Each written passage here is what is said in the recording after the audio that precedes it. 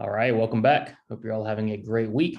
Today, we're continuing our BCBA exam review, where we're going through a full BCBA exam question by question and breaking down the questions, how I think you should think about it on your actual exam. If you're new to the channel, welcome. If you're returning, welcome back. Please like and subscribe. Our website has launched, bcbastudy.com. We offer a full BCBA practice exam, our 5th edition task list study guide, and our combo pack, which includes everything. So be sure to check that out. If you have any questions or comments, please leave them below or email me. I'm happy to help. Other than that, let's keep working hard, keep studying hard, get to our questions. Okay, you design a procedure that involves extinction and a VR4 reinforcement schedule. The behavior is reinforced using a DRI procedure. After 3 weeks, you observe the technician implementing the procedure and notice they are using an FR4 procedure instead. What has most likely occurred? All right, so kind of a lot going on in this question. On the BCBA exam, you're going to be given a lot of information. Just know that the information in the question is going to be enough to answer the question. Understand what the question is asking. That's the first thing first, right? What has most likely occurred? So we started with a VR4 reinforcement schedule. After 3 weeks, what happened? The technician is using an FR4 procedure instead, okay? So clearly your intervention has changed in some way, right? They're not necessarily asking about the intervention. They're just wondering what occurred from the 3 weeks that the VR4 was supposed to be used to now the FR4 is being used instead. So what are we looking at here? What is that specific term when your intervention or your treatment, okay, starts to become something that it's not supposed to be? Is it A, data collection is unreliable? Well, the RBT could be collecting very good data, but it's irrelevant if she's not using the right procedure, right? So the data could be very good on the FR4, but she should really be using a VR4. So A isn't going to cause that shift. Data can still be reliable, but it doesn't make it right. So A is not our answer. B, treatment drift. Well, that's exactly what we're looking for, right? You implemented a VR4. 3 weeks later, the technician is using an FR4 instead. That treatment has started to drift from what it was originally intended. It happens, okay? It happens to the best of us. Treatment drift is the best answer so far. Remember, on the exam, we want to read all of our answer choices. And when we're studying, read all of your answer choices and understand why the wrong choices are wrong. It's going to make you better at the test, and it's going to make you faster. So B looks like our answer. Let's read C. Inter-observer agreement is not properly conducted. Well, they don't mention inter-observer agreement in this particular scenario, but a good way to catch an issue like this would be through inter-observer agreement, okay? So we don't have enough information to say C is our answer regardless. And then D, the technician thinned the schedule. No, the technician actually thickened the schedule, right? When you are shifting from a reinforcement schedule that requires more responses to less responses, you are thickening. The opposite is thinning. So what has occurred here? B, treatment drift. 112, Lucy is learning to wash her hands after using the bathroom. Right now, the team is working on Lucy independently drying her hands off after turning the water off. When Lucy independently dries her hands, she receives reinforcement, but she must dry her hands within 1 minute of starting the task. What type of chaining procedure does this represent? Okay, so pretty straightforward chaining question, right? The 1 minute should be a dead giveaway to you. If it's not, go back and review your different types of chains. Remember, we have a total task, a backwards, a forward, and a chain with a limited hold. We know total task chain, we're teaching the entire task chain at once. The backwards chain, we're teaching the last step first. The forward chain, we're teaching the first step first. And then the chain with a limited hold is what? Well, it's just teaching a task chain, okay? But the response must happen within a certain amount of time. That's the limited hold piece. So in our question here, Lucy, okay, receives reinforcement for drying her hands, but it must happen within a certain amount of time, within 1 minute of starting the task. So 112, we are using a chain with a limited hold. 113, there are 2 different RBTs on your team that are collecting data on a specific behavior. On Tuesday, Wednesday, and Thursday, IOA data was collected for the team. IOA agreement resulted in 35%, 20%, and 20%. What should you check first? So first things first, our inter-observer agreement, right, does not correspond, right? We have a pretty big gap in our results, okay? Very low as well. So one participant, okay, was at 35%, one found 20%, and one found 20%. Okay, so our IOA data is not corresponding with each other. What do we need to check? So when you're looking at your intervention that you're taking IOA on, and the IOA is just not agreeing, okay, always think about what is the purpose of that intervention? What are we looking at? Okay, what are we trying to do with our intervention? In this particular intervention, okay, we have RBTs collecting data on a specific behavior, okay? So what are we concerned about? We're really concerned about that data on that behavior. So as a BCBA, behavior analyst, what immediately do you think you need to look at? Okay, if we are looking to take data on a specific behavior, what's important about that behavior, right? Well, the definition, okay? That behavior needs to be clearly defined to where anyone could walk in and take data on that specific behavior. If your IOA is saying these RBTs aren't agreeing, okay, on the data on this behavior, there's a good chance they might be tracking the wrong thing. The definition is not right. So that is what we are predicting our answer choice will be. Let's look at A, nothing IOA data looks good. No, it doesn't. It does not correspond. It does not agree with each other. Okay, so we're getting different results with our data collection. B, did you define the behavior well enough? There it is. That's what we thought it would be, right? Okay, because we're looking at a specific behavior, collecting data on the specific behavior. If we're not getting the data we need, that data is not corresponding between RBTs, there might be something wrong with our definition. So B is our answer. Let's keep reading. Always read all of your answer choices. Did you explain the skill acquisition procedure well enough? This is not a skill acquisition procedure. It is a behavior collection, data collection on a specific behavior, okay? And then D, are the parents following through at home with the intervention? The IOA data we're taking has nothing to do with the parents. It is about the RBTs. We're not worried about parent training in this scenario. We are worried about that definition of the behavior we're trying to track. 114, which of the following is a critical component of a textual verbal operant? Okay, so verbal operant questions on the BCBA exam. They want you to know some specific things about verbal operants. They want you to know what evokes a certain verbal operant. They want you to know what reinforces a verbal operant. They want you to know, does it have formal similarity, and does it have point-to-point correspondence? Those are the four things that should be going through your mind as you're thinking about verbal operants on the exam. A lot of the questions about verbal operants are going to revolve around those four things, okay? What evokes, what reinforces, point-to-point, and formal similarity. So in this particular question, a textual verbal operant, well, what is a critical component of a textual? Well, what is our textual? Textual is reading, right?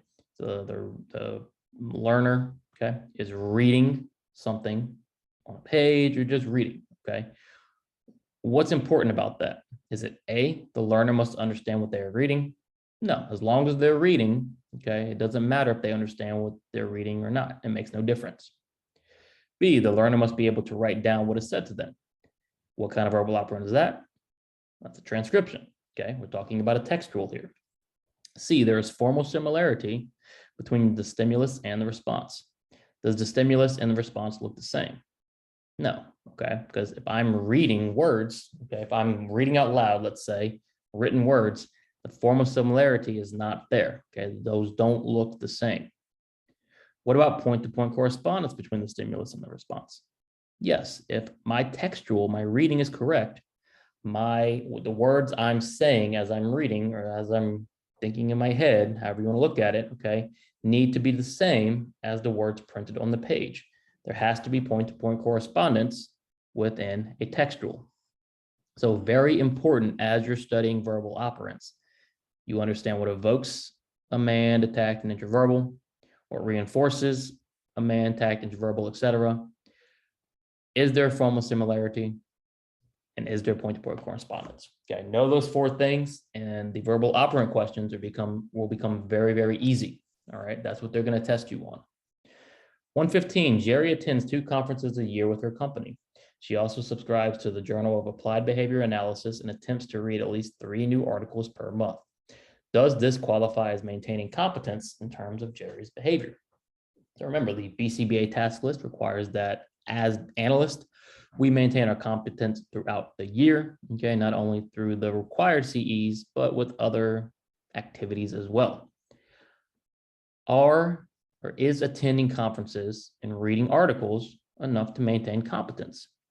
A, yes, these activities are related to maintaining competence. They are, okay? So going to conferences, reading the Journal of Applied Behavior Analysis, 3 articles a month. This is all great ways to maintain competence, okay? A looks like our answer choice. Let's read B. No, reading journals does not qualify as an activity that helps maintain competence. That is just untrue, okay? Reading journal articles does qualify. What about C? No, attending conferences does not qualify as an activity. Again, just untrue. Articles and conferences, both acceptable, both great ways to maintain competence. And then D, yes, she should read at least 5 journal articles a year to stay in compliance with competency regulations. There is no number, okay? The fact that she's reading 3 per month, plenty good enough, okay? 2 conferences a year. Both are ways to maintain competence. 116, what type of experimental design is represented below? Okay, so the graph is a little difficult to see, right? However, using all of the information, it should be pretty straightforward, okay? So we have a baseline here. We have an intervention phase, and we have a best treatment phase, okay? And if we look over at our key, we've got our video modeling and our explicit instruction. So we have 2 different interventions, okay, that we're looking at. Are the interventions occurring simultaneously? They are, okay? You can see in this first one with Grace, we have our circle, square, circle, square, circle, circle, square, square, circle, square, okay? These interventions are being what? They're being alternated, okay? So what kind of experimental design are we looking at?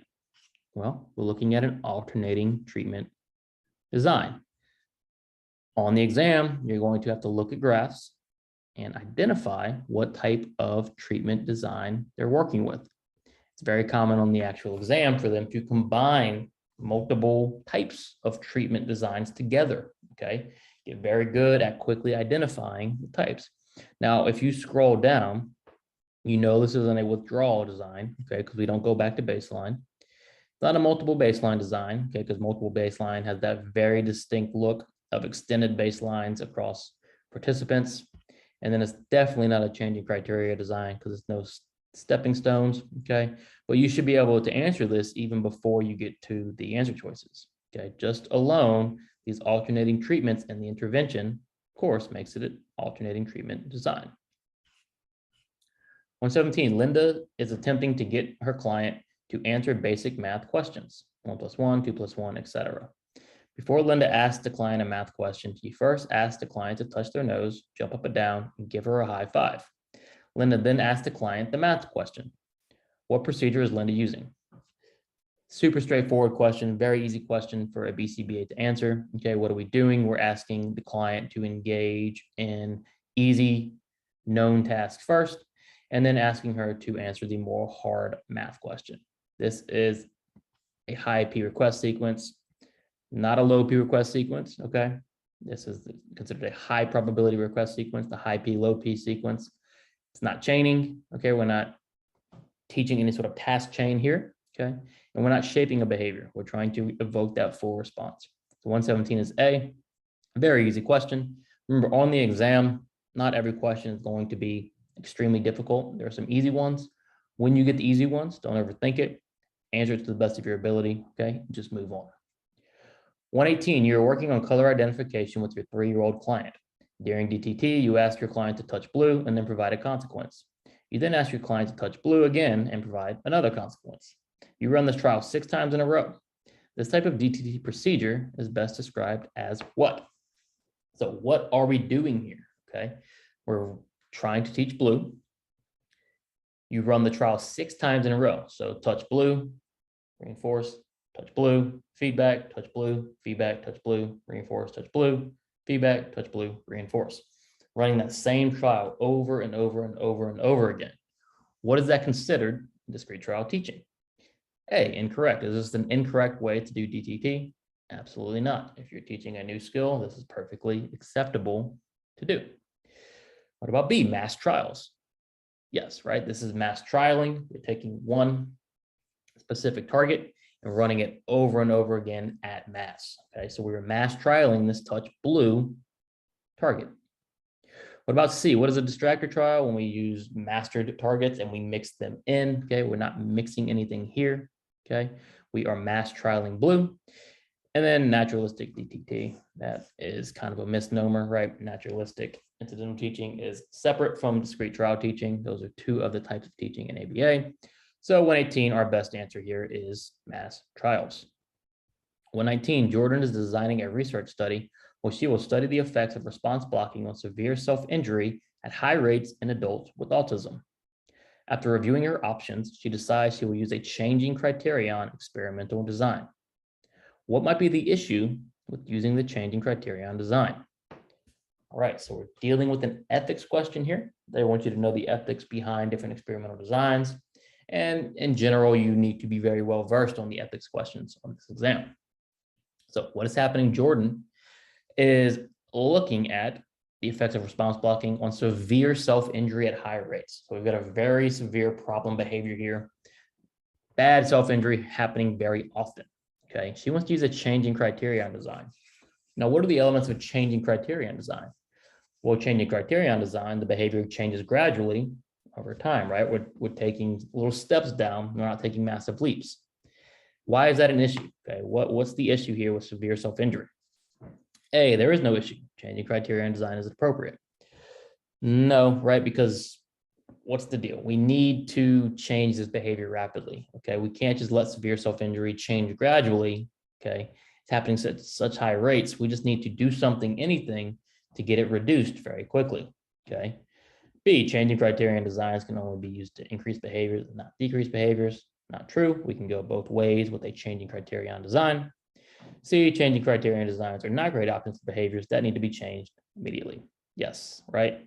This behavior needs to change rapidly. We need to change it right away. Changing criterion design, where we're stair-stepping things down, is not going to be appropriate or the best choice. And then D, changing criterion designs cannot demonstrate experimental control. They sure can, okay? If we just reverse back up a step, okay, we can look at experimental control with changing criterion design. The main issue here is the severe self-injury needs to be changed quickly.